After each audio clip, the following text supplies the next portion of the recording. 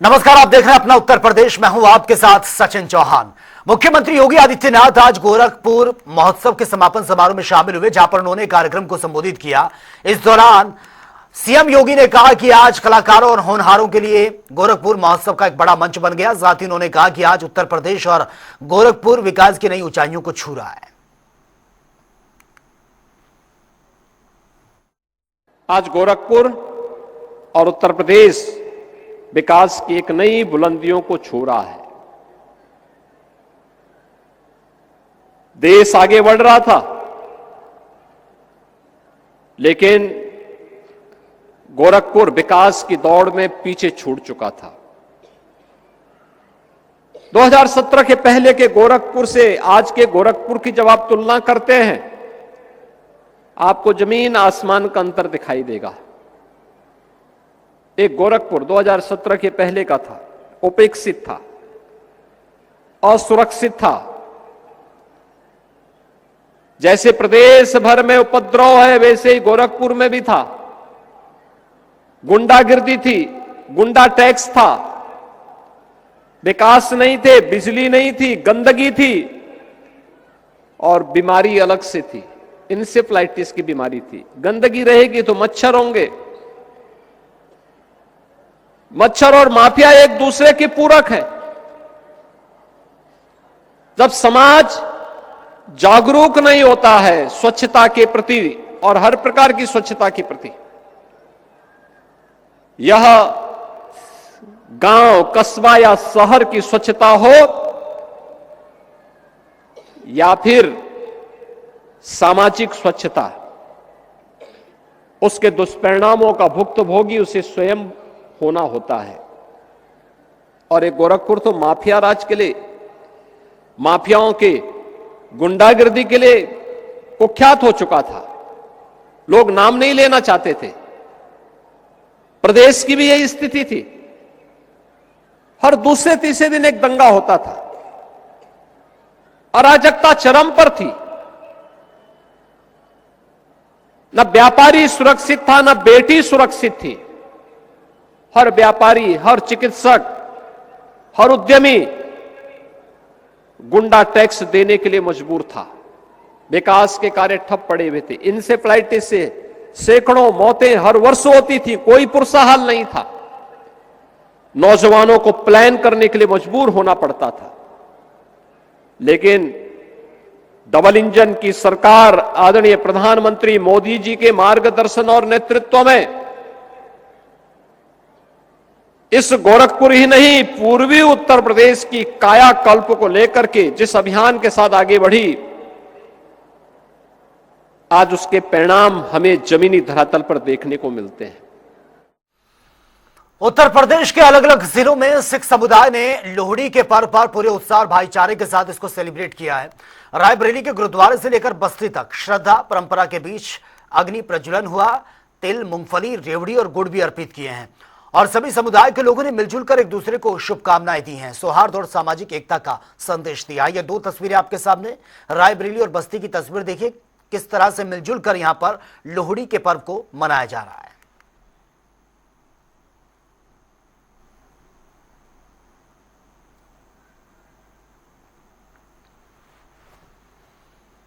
लखनऊ में deputy CM Keshav Prasad Maurya ने सपा पर तीखा हमला बोला है। आपको बता दें कि इन्होंने मीडिया से बातचीत करते हुए कहा 2027 में सपा की पूरी तरह से सफाया होगा और पार्टी के हालात 2014-2017 से भी बदतर हैं।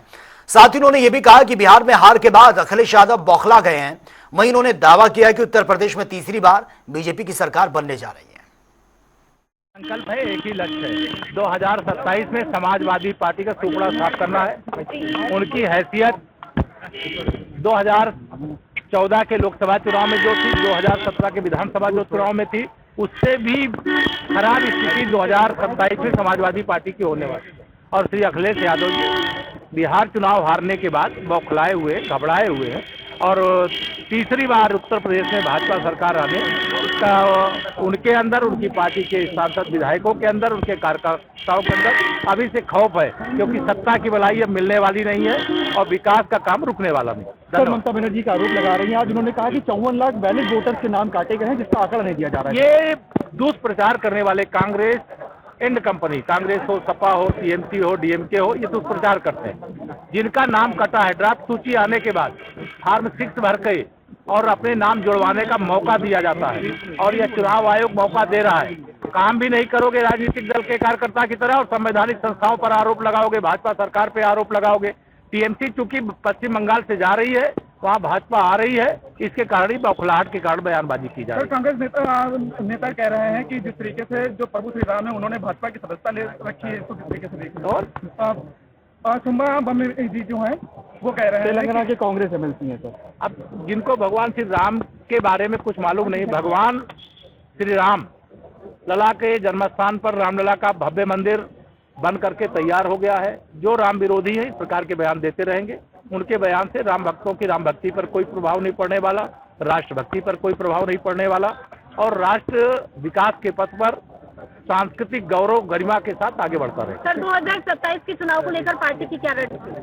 यही रणनीति है कि समाजवादी पार्टी का सुपड़ा साफ करके और 325 से बड़ी विजय, जो हमारी 2017 में 325 जीते थे, उससे भी बड़ी विजय 2027 में प्राप्त करें और समाजवादी पार्टी को सैफई भेज दें, क्योंकि फर्जी पीडीए चल नहीं सकता, परिवारवाद चल नहीं सकता, गुंडागर्दी, अपराध, माफिया, दंगा, यह सब उत्तर प्रदेश से समाप्त हो गए। और लखनऊ में निषाद पार्टी का 13वें संकल्प दिवस कार्यक्रम आयोजित हुआ है, जहां पर डिप्टी सीएम ब्रजेश पाठक ने शिरकत कर मीडिया से बातचीत की है। उन्होंने कहा कि निषाद पार्टी एनडीए का अहम हिस्सा है। प्रधानमंत्री नरेंद्र मोदी के नेतृत्व में देश और प्रदेश में बहुत तेजी से विकास के काम हो रहे हैं। साथ ही उन्होंने कहा कि निषाद पार्टी पूरे तन मन से गठबंधन को मजबूत करने और आगे बढ़ाने के लिए प्रतिबद्ध है। पार्टी के अध्यक्ष डॉक्टर संजय निषाद जी को, उनके सभी पूरी टीम के सदस्यों को, माननीय विधायकों को बहुत बहुत बधाई देता हूँ। और निषाद पार्टी हमारी एनडीए का हिस्सा है, और जिस तरह से माननीय मोदी जी के नेतृत्व में प्रदेश में, देश में डेवलपमेंट के कार्य हो रहे हैं, निषाद पार्टी तन मन से जुट करके हम सब कार्यकर्ता एक साथ काम करते हैं, और ये एनडीए के अंग होने के कारण प्रदेश भैया थोड़ा आईडी उठाओ योगदान है। मैं निषाद पार्टी के सभी साथियों को, डॉक्टर संजय निषाद को बहुत बहुत बधाई।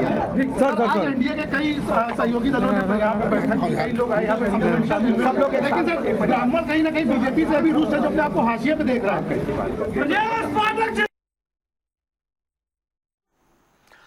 संगम नगरी प्रयागराज में माघ मेले में इस बार आस्था और अध्यात्म और राष्ट्र भक्ति का जो अद्भुत संगम है वो देखने को मिल रहा है, जहां अमेठी के सगरा आश्रम के पीठाधीश्वर शिव योगी मौनी महाराज के शिविर में 5 करोड़ 51 लाख रुद्राक्षों से निर्मित 11 फीट ऊंचे विशाल शिवलिंग के साथ भव्य यज्ञशाला भी तैयार की गई है। तस्वीरें आप देखिए, जिसमें राष्ट्र रक्षा है, स्मृति है, सनातन चेतना के संकल्प के साथ वैदिक मंत्रोच्चार, दीप प्रज्वलन और हवन का अनुष्ठान मकर संक्रांति से महाशिवरात्रि तक यह अनावरण चलता रहेगा। इस पर एक बार यह खास रिपोर्ट देख लेते हैं। आस्था के सबसे बड़े मेले माघ मेले में अब मौनी बाबा का आगमन हो गया है, और उनके शिविर में करोड़ों लाखों जो यहाँ पर लगाई जाएंगी रुद्राक्ष। फिलहाल हम जानेंगे कि कितनी रुद्राक्ष लगाई जाएंगी। हर बार चर्चा का विषय होते हैं मौनी बाबा।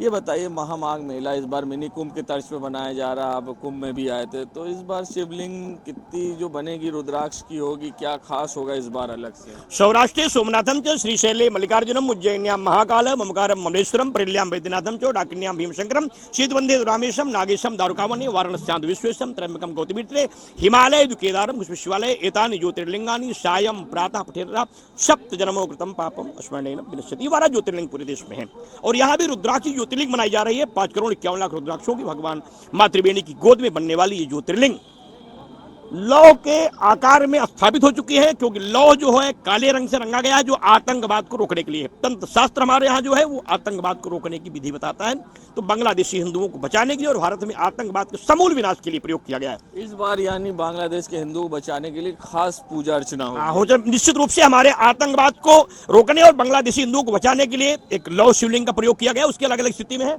और यहाँ जो काला त्रिशूल है वो आतंकवाद विनाश के लिए पहले से स्थापित है। पीला त्रिशूल महामारियों को रोकने के लिए और फिर किसी हादसे को रोकने के लिए है। सफेद त्रिशूल ज्ञान विद्या बुद्धि के लिए है और लाल त्रिशूल देश की अर्थव्यवस्थाओं को मजबूत करने के लिए है। इंद्रध्वज लगाए गए हैं जो मेरे धर्म के सबसे बड़े ध्वज है। महाराज इंद्र की उपासना हो रही है और 27 नक्षत्र के उनकी ध्वज है। ये शक्ति के प्रतीक में ध्वज लगाया गया है जो देश को विजय और शक्ति प्रदान करता है। 12 करोड़ 51 लाख महामंत्रों का जप है। चक्र कुंडों की आहुति है। 7 कुंडों के बराबर एक कुंड की संख्या 100 कुंडों के बराबर होती है। इसमें 101 कुंतल की आहुतियां होंगी। आखिरी सवाल शॉर्ट में आपसे जानना चाहेंगे कि गौ माता को राष्ट्र माता घोषित करने की बात होती है, मगर ना ही हिंदू राष्ट्र हो पा रहा है, ना ही गौ माता को राष्ट्र माता घोषित किया जाता, उसके लिए क्या खास संकल्प होगा? देखिए, हमारे संकल्प में जो 11 संकल्प उसमें है कि गौ माता की पूजा हो। मेरा जो संकल्प है इसमें भगवती की यम यम चिंतते काम तम तम प्राप्नो शिष्यम, क्योंकि सुरभि देव्यै नमः का मेरे यहाँ प्रयोग है। ऋग्वेद के मंत्रों के अनुसार मैं भगवती की उपासना करूंगा, क्योंकि गाय के रूप में पृथ्वी वसुंधरा पे आई थी। जिन्होंने देवताओं से कहा था मैं चल रही हूँ, भगवान का आगमन होगा। इसलिए सुरभि की रक्षा करें और गाय माता को उनका सम्मानित स्थान, पूजित स्थान प्राप्त हो, इसके लिए मां गंगा से प्रार्थना करेंगे। सरकार से भी चाहेंगे विचार करे और भक्तों की भावनाओं का आदर करते हुए गाय माता को। देखिए, हमारे साथ मौनी बाबा थे जिन्होंने बताया कि किस तरह से ये पूरा शिविर सजाया जा रहा है। करोड़ों जो रुद्राक्ष की मालाएं उनसे शिवलिंग बनेगा और त्रिशूलों पे आप देख सकते हैं पूरी तरह से यहाँ पर लगा है रुद्राक्ष, और ये आकर्षण का केंद्र है। और हर बार ये शिविर मेला में चर्चा का विषय होता है और मौनी बाबा यहाँ से परिक्रमा करते हुए जमीन पे पूरी तरह से करवट लेते हुए मां गंगा का स्नान और पूजा अर्चना करते हैं और तब और यहाँ पर यज्ञ चलता रहता है। और देखना होगा जब ये पूरी तरह से बन जाएगा शिविर तो किस तरह से भव्य आकर्षण का केंद्र होगा महामाघ मेले में, वो भी देखना होगा। वीडियो जर्नलिस्ट सामू कुशवाहा के संग सैयद मोहम्मद आमिर, प्रयागराज। और आगरा नगर निगम ने इतिहास और वर्तमान को जोड़ते हुए एक बहुत बड़ा फैसला लिया है, जहां पर मुगल दौर की गवाही देने वाले आगरा किले के पास अब छत्रपति शिवाजी महाराज के नाम से चौक बनाने की तैयारी चल रही है। नगर निगम की कार्यकारिणी मीटिंग में इस प्रस्ताव को मंजूरी दे दी गई है। वहीं शहर की एक प्रमुख सड़क को सरदार वल्लभ भाई पटेल के नाम पर इसका निर्माण यह कर लिया गया है। और इस फैसले पर मेयर हेमलता दिवाकर कुशवाहा का कहना है कि आने वाले समय में सनातन संस्कृति से जुड़े अन्य वीर नायकों की प्रतिमाएं भी स्थापित की जाएंगी।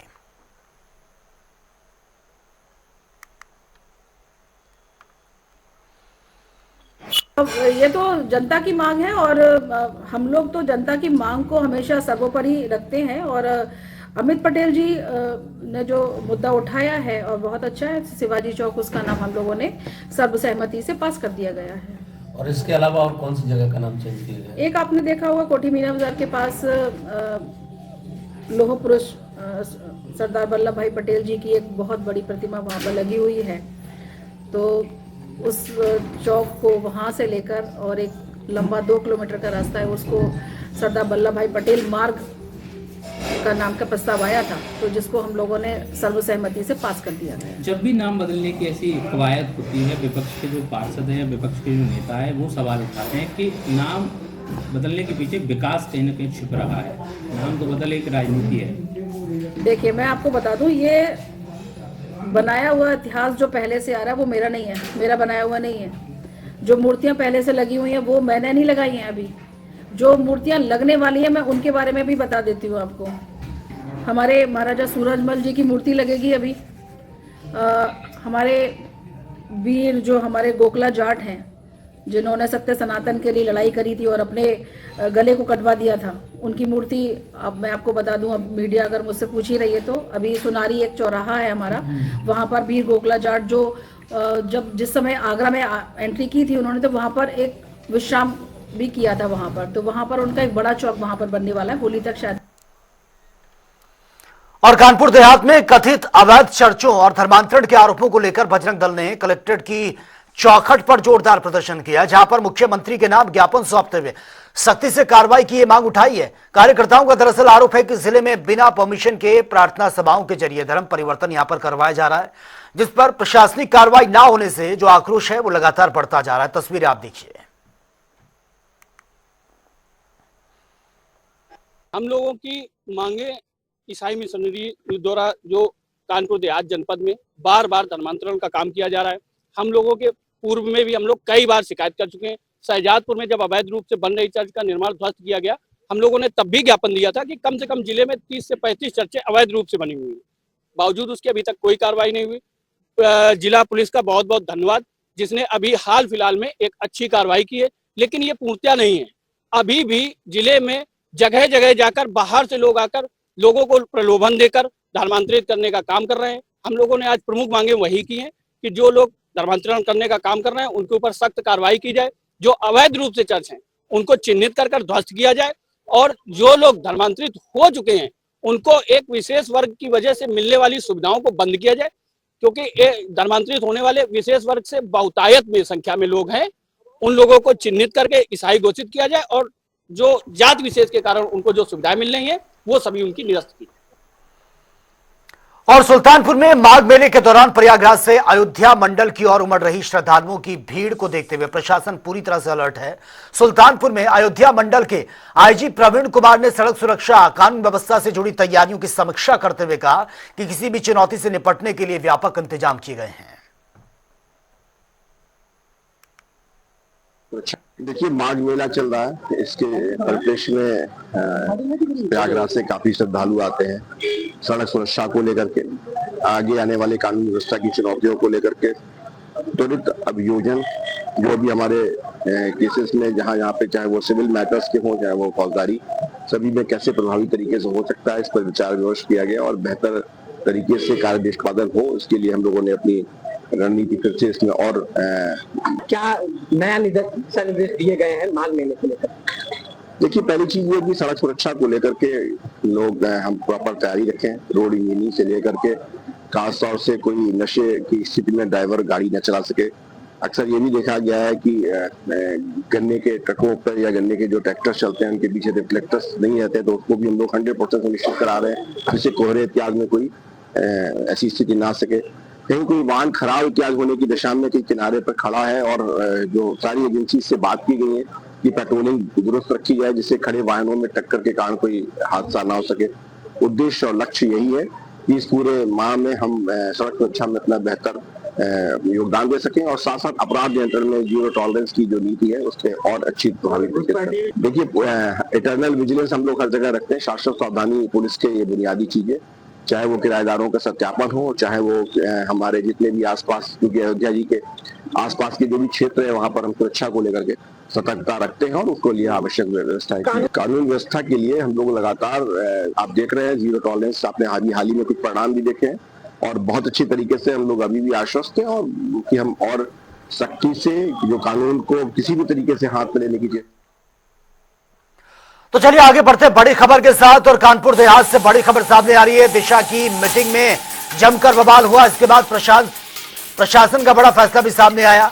दिशा कमेटी की मीटिंग चल रही थी, मीडिया की एंट्री पर पूरी तरह से जिसमें रोक थी और फिलहाल खबर सामने आ रही है कि प्रशासन का तुगलकी फरमान ये था। और पिछली बैठक में ये बड़ी खबर, जो विवाद था, ये लगातार बढ़ता जा रहा है। सांसद देवेंद्र सिंह भोले और अनिल शुक्ला वारसी में टकराव देखने को मिला है।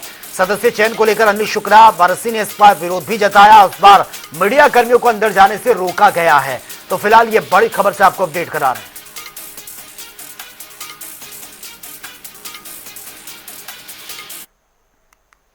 हरदोई से कानून व्यवस्था पर गंभीर सवाल खड़े करने वाली सनसनीखेज वारदात सामने आई है, जहां पर पाली थाना परिसर के भीतर ही एक सनकी पति ने पुलिस की मौजूदगी में अपनी पत्नी को गोली मारकर मौत के घाट उतार दिया। घटना के बाद थाने में अफरा तफरी का माहौल मच गया और पूरे जिले में सनसनी फैल गई है। जबकि इस गंभीर लापरवाही को देखते हुए पुलिस अधीक्षक ने महिला सिपाही और मामले के विवेचक को निलंबित कर दिया है और पूरे मामले की गहनता से जांच की जा रही है।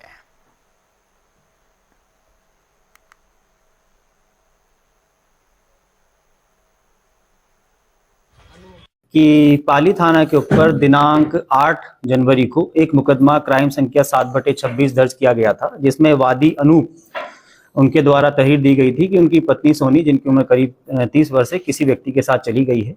उसी क्रम में 87 BNS का मुकदमा लिखकर उनकी खोजबीन की जा रही थी और कल जो महिला सोनी, जो कि वादी पत्नी है, उनको बरामद किया गया था और बरामद करने के उपरांत जो भी वैधानिक कार्रवाई हैं वो की जा रही थी। और उसी क्रम में आज जो महिला बरामद हुई थी, जिनका नाम सोनी, जो पत्नी वादी अनूप हैं, उनको जो महिला आरक्षी है और जो आईओ हैं, उनके द्वारा मेडिकल और वैधानिक कार्रवाई हेतु लेकर जाना था।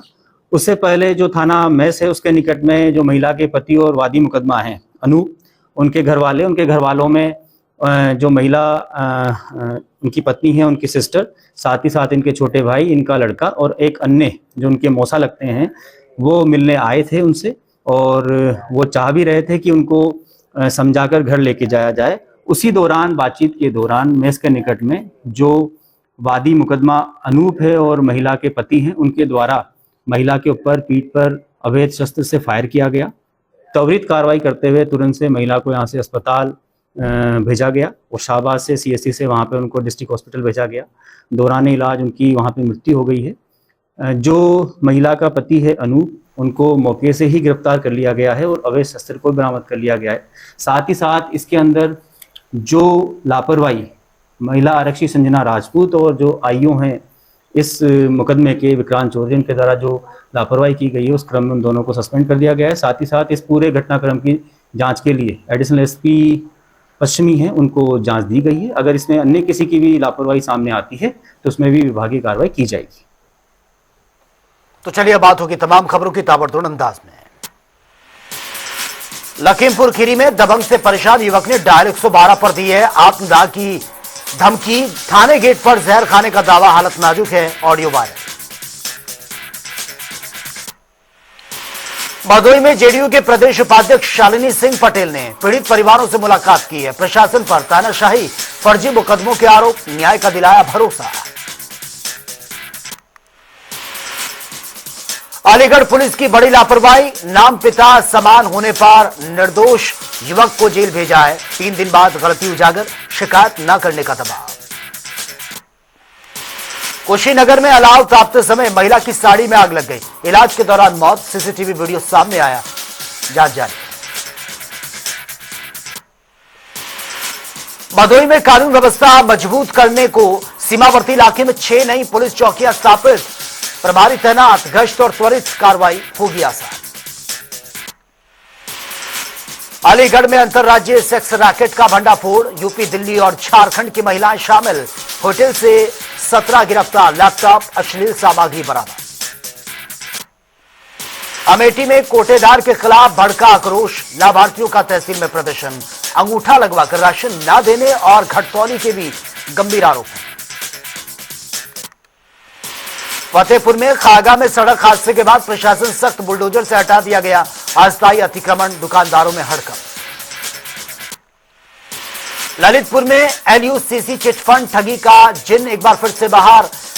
ताल बेहट पुलिस ने रवि तिवारी समेत 4 को गिरफ्तार किया। 35 लाख के फॉर्च्यूनर बरामद। तो फिलहाल इस बुलेटिन में मेरे साथ इतना ही, लेकिन तमाम खबरों के लिए आप बने रहिए जनता TV के साथ। नमस्कार।